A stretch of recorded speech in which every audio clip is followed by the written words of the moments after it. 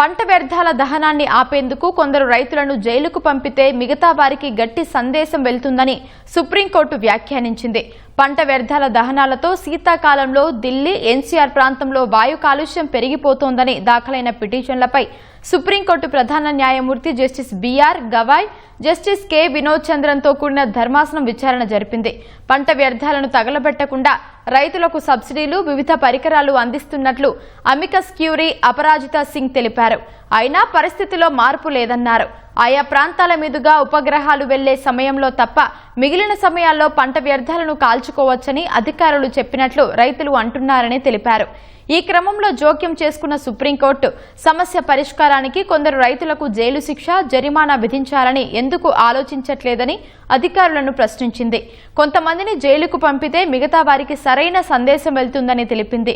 పర్యావరణాన్ని కాపాడాలనే ఉద్దేశం ఉంటే ఇలాంటి చర్యలకు ఎందుకు తీసుకోవటం లేదని అధికారులను నిలదీసింది. కొన్ని రాష్ట్రాల్లోని కాలుష్య నియంత్రణ బోర్డుల్లో ఉన్న ఖాళీలపై సుప్రీంకోర్టు అసహనం వ్యక్తం చేసింది.